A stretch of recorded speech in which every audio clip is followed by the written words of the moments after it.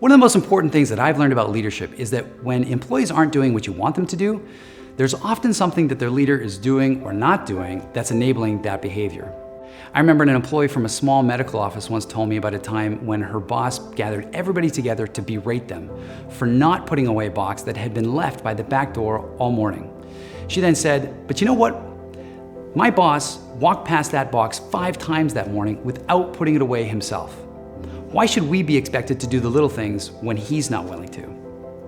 Now, I know a lot of managers who would reply, "Because you're being paid to." But obviously that line of thinking isn't working. Not long after that discussion, I was traveling for work. I was seated in row 2, reading a book, waiting for the other passengers to board the plane. Within a couple of minutes, the guy beside me began waving excitedly to the next passenger who boarded the plane. And he said, "Hi, Ed, it's nice to see you again." Ed greeted the passenger beside me warmly and then took a seat somewhere around row 6. The guy beside me then leaned over and he said, "Hey, that was Ed Sims, the CEO of WestJet," which was the airline we were flying. I thought, "Oh, that's pretty cool," and then I promptly went back to reading my book.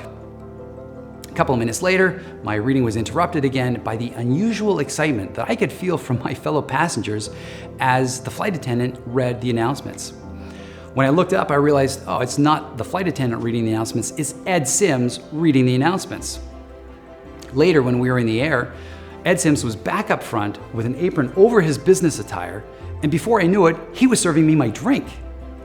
Now, why did Ed do work that he's clearly not expected to do? I can think of a couple of reasons. 1, to help out his teammates, but 2, to model the behavior he wants to see from those he leads. Accountability starts at the top. Nobody is going to demonstrate accountability to a higher degree than their leader. So leaders better make sure that they're setting a very high limit.